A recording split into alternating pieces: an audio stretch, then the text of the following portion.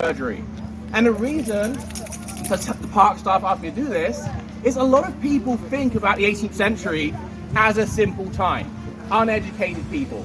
And Banneker's story is anything but that, using mathematics and astronomy to predict everything from the translocation of Venus to the movement of stars. That is science. And so they asked me to reflect other parts of the 18th century scientific world, namely my expertise, medicine and surgery. So in about 25 minutes or less, I hope to teach you the basics of who's practicing medicine in the 18th century, what their concepts of health and sickness were, where medicine comes from, and then demonstrate a simple surgery. It does help if I know any preconceptions you may have.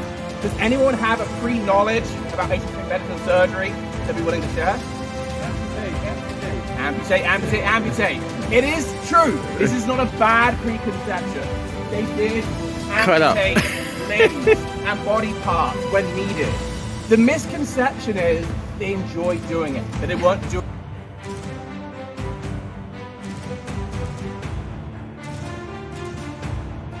it for scientific reasons. We'll save amputation to the end. It's kind of well, I can only do it once, as it were. We'll save it for the end because it is kind of a nice way to wrap it all up.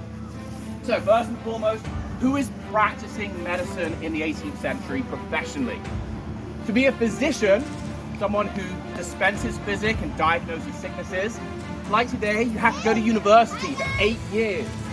So if you're a physician, you have a doctorate, a PhD in medicine, and you go to university for 8 years, that means that being a physician is restricted to being white, wealthy, and male. I am not a physician. I do not have a college degree, so don't trust me to do any medicine today. In the 18th century, I would be a farmer. My dad was a farmer, his dad's dad was a farmer, or in that family tradition. My family did not have time to send me to college for 8 years to learn how to be a doctor. So, to be a physician in the 18th century, wealthy white male.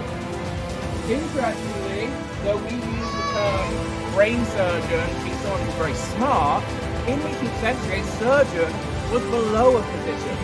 A surgeon might not attend university or even college. He might just apprentice with another surgeon and learn on the job through an apprenticeship. Surgery comes from the Greek word chirurgion, which means the art of cutting, the mechanical art of cutting. And so in 18th century, you go to a surgeon who actually has the surgery, but it's the physician, the doctor, who says what's wrong and tells the surgeon what he needs to do. In the earlier century, in the 17th century, surgeons were associated more with barbers or butchers. They were people that did mechanical. Below doctors and surgeons, we have our apothecaries, physicians, pharmaceutical people we call them today, people who mix and prescribe medicines and make them up, our various ingredients will come to. Below them you have nurses, who are men and women who are untrained, but who are of course doing essential care. And below them you have what I am best equated to, a quack. A quack is someone who does not have a proper degree to practice medicine, but does it anyway. And quacks were prolific in the 18th century. There is no uniform that says a surgeon is a surgeon, a doctor is a doctor. You can't look them up on Google and say, does he have a good rating? Although colleges and universities gave out degrees, pieces of paper, if I've got a bone jutting out my leg, I'm not going to ask for someone's paperwork before I start to ask them to fix it. And so quacks would travel between communities and say, I hear you'll need to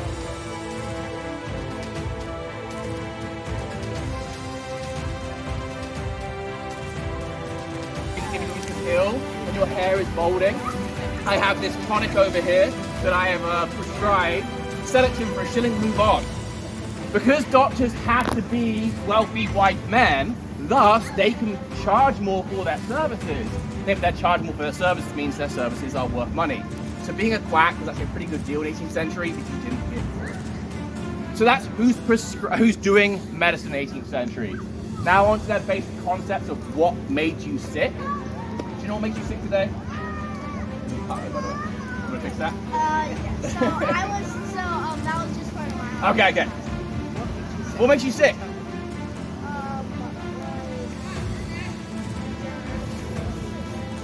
Germs, viruses, bacteria, sometimes disease, and of course, sometimes external things. If I cut myself right now, I made a laceration on my hand, that's a wound. If I get dirt into it, now it's getting infected. So yes, today we understand those things. In the 18th century, they didn't have a theory of infection, of bacteria, of antisepticness, cleaning stuff. Instead, they had a 2,000-year-old theory called the humus, which had been passed down for centuries, originally from Greek physicians. The philosophy of the humus was your body is made up of 4 humours. I have 2 here. And when you are healthy, they are in perfect balance. If you're unhealthy, you're cold, you have a bad knee, you're angry, it means your humours are imbalanced. And so the biggest part of their health philosophy was rebalancing in you those humours which are out of balance. I'm curious, you never know, does anyone know what the 4 humours are? The 4 humours are fluids in your body. One of them is blood. The other, sorry? Which one? There is black bile and yellow bile, so now we're at 3. The 4th humour is phlegm. Now, these 4 humours are not directly equated to what's in your body. What is yellow bile? Pee? What is black bile? I don't know. But they are these kind of metaphysical ideas. These 4 humours keep you balanced. Different people had different balances of humours. If you're a woman, you are cold and wet. If you're a man, you are hot and dry. Different humours are equated with those different temperatures, heats, and even the elements in the sky and astronomy as well.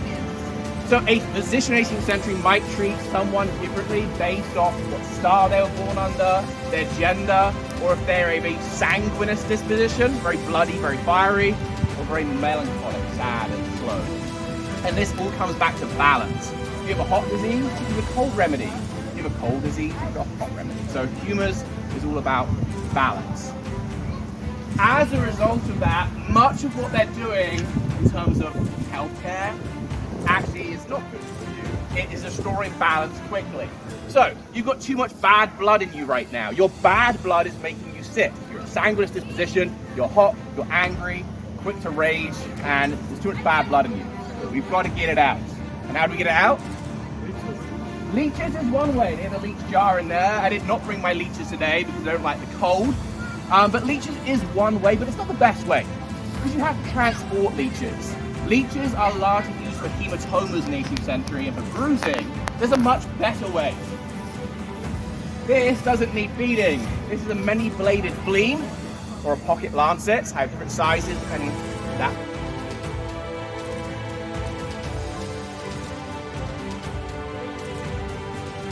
One's going to be for you. This one is for you. Let's take your wrist, and I've just let blood 10 ounces. Pull out the bad blood directly. Bloodletting, which is called, is bad for you. It's only done today if you have a high iron concentration, but it was the most prescribed treatment in the 18th century to let blood. And they would do it based off where your ailments were. You've got knee pain, let blood near the knee. You've got a throat infection, inside the throat. You've got a groin infection. So letting the humours go wherever that illness is. Is that helpful? Bleeding good? No. But it was a persistent belief throughout most of history. Most people don't know how George Washington died, but he died by bloodletting. As an old man, he had pneumonia, he had an abscessed tooth, he'd been riding out in the rain, and he was very old. But because he was George Washington, multiple doctors wanted to treat him. And so one doctor said, try this tonic and bloodlet. Another said, try this enema and bloodlet. Another said, try this poultice and bloodlet. And in the last day of his life, half of the volume of his body's blood was removed through bloodletting.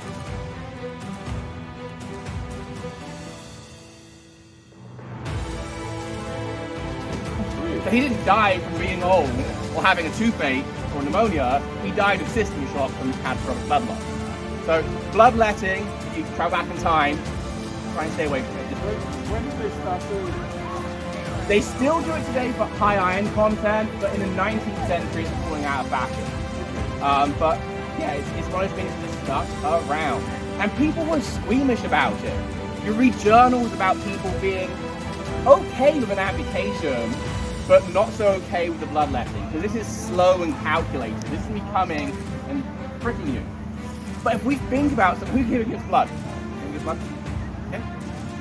How do you feel after you give blood, my friend? Tired? Sleepy? I feel good. You feel good? I feel good emotionally, but I want to sit down. I want a cookie. So, I don't want to go running. too much bad blood, too much of a sanguineous disposition makes you fiery, makes you angry, makes you hot. When I give blood, I'm not so fiery, angry. I'm cold actually, because my body has lost some of its vital essence. And so from an asymmetric perspective, you can see cause and effect. I've had this person that was yelling at me and sweating. I let a whole bunch of blood, and now they're sleeping peacefully on a table. They use it for everything. Mental illnesses were often deemed as part of the humors. There was some humorous aspect that was affecting your mental capacity at that time. I'll fly through the rest really quickly. Bloodletting can remove blood. Emetics can make you vomit. I want to get yellow bile out of me. It's an ingredient you all have in your house, and give a caveat, please don't do anything I tell you to do. But if you drink Epsom salts, you will vomit a lot. Salvia, Amaranth, Latin name. They describe vomiting almost as much as bloodletting. Have a good vomit, you'll feel better.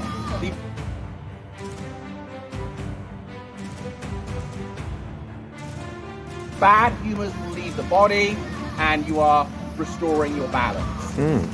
Again, caveat for our young people, vomiting is bad for you, it makes your breath smell, the acid from your stomach will rot away your teeth and your esophagus, and you're depleting your body of vital salts and minerals.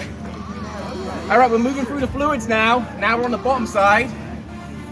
I don't have any with me today. I'm not sure if there's any over there in the garden for rhubarb. Rhubarb was a powerful medicine. Its root is one of the most effective laxatives in the natural world. So too much black bile, too much bad humors down here, take a laxative, have a good poo. With rhubarb root especially, I should note, it's not like just taking a laxative today. If you eat powdered rhubarb root with toxin, you're going to be on the toilet all day. Again, humors are leaving the body, but for our modern people, I'll say, you are going to make yourself sick. And you could die of diarrhea, so don't use that too much. A diuretic can make you pee to reduce your other humors that way. And then finally, for humors, I have this today. I have my cupping device, a blistering iron. I could go put a piece of metal in the fire over there and just blister you. And they would see the pus that is drawing up from the blister as the bad pus is leaving. So finally I have this. Do you know what this is? It's a syringe. It has no needle, my friend. There's no way of puncturing the skin. It doesn't, in fact, puncture anything. It is inserted into the body. So we might know it as an enema today. They call them pleisters, and they were used a lot. So enemas do have medical practical uses. A simple saline solution can clear you out after pregnancy, clear you out after a really heavy curry. But in the 18th century, because they were thinking about their humors, they were putting weird stuff in their enemas. A mixture of brandy and rose hips, or lavender and wine to cool someone down who's having bad sleep. I think I drink those. Right, it sounds good, right? I should also know that this is a child enema. This is an adult enema. So, whether it's going into the rear or front for ladies, this is a lot of fluid. That is a lot of brandy to waste. That's a lot of roses. So enemas were often for wealthier people. The craze for enemas for medicine began with Louis XIV, the King of France, who loved enemas. He had more enemas than there were days in the year. And because he loved them, his court loved them. Because his court loved them, the other royal courts loved them. Because all the noble of Europe are doing it, then the middle class do it, then the lower class do it. And so everyone's having a good enema because... but again,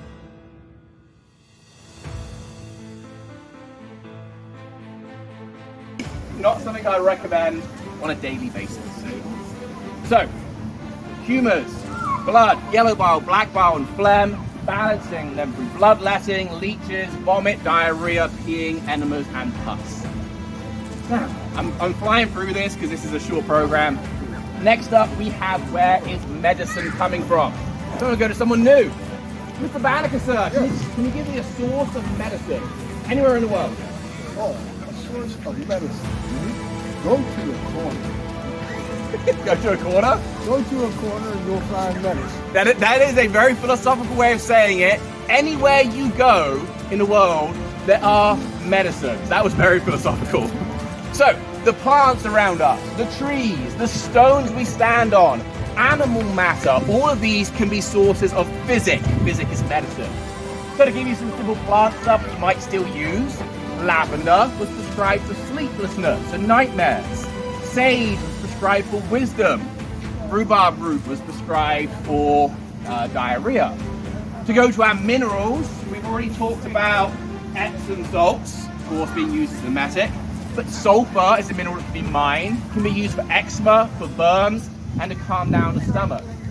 For animal matter, it might seem a little hard to think for some, but who here has taken cod liver oil today for our omega acids? That's an animal medicine that many people still take.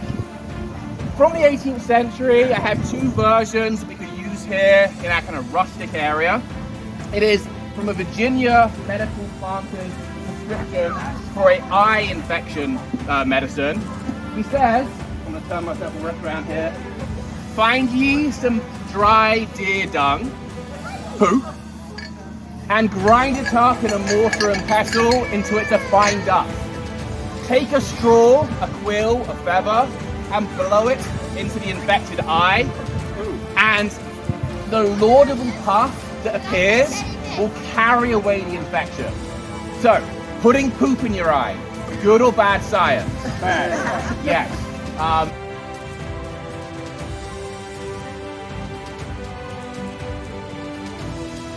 You are creating an extra infection on top of your pink eye or glaucoma. Poop in your eye. He goes on though. He says, if that doesn't work, find you a young maiden with young babe and take of her some breast milk and rub this in your eye and it will clean the infection up. Better? I'm seeing some nodding. Breast milk, of course it raises babies into big children, is a wonderful material and many mothers still use it for infants' eyes today. So that is better science. I hate to think of the 18th century person though, who's going knocking on doors looking for a pregnant woman when he's got deer poo and pus coming out of his eyes. But I use those two as examples to show that an animal medicine, mineral medicine, and plant medicine. Physics is always your first choice, because the second you go to the surgeon, you are cutting. By cutting, we've made an extra wound. If I'm doing surgery inside my body, now I'm cutting my skin, which is just fine. So even today, we try and get medicines to take before we think about surgery. And it was the same in the 18th century. There are times when I don't want to have surgery. Let's say I cannot pee. And if you thought this program was going to have like every orifice possible, you were wrong. So let's say I can't pee. I have a blockage somewhere down here that's preventing urine from my bladder from coming out to my nether regions. So I might have kidney stone. A simple stone. So a lithotomy surgery is where they go in and cut and slice and pull out steak. But that's very invasive and also very painful. So I would go to a physician and try and get a medicine, a physic that will help clear out the stones naturally. However, in times, physics isn't always going to work. And I may have left it too long and my bladder is getting bigger and bigger and bigger and eventually will burst. So sometimes you have emergency surgeries. This is a trocar. It is a punch dagger. It has its handle here for you to punch. There's a sharp blade. You place this above your bladder. You punch it in. You pull out the dagger and then the pee can just flow straight out. So it hasn't solved the problem. I've still got the stones down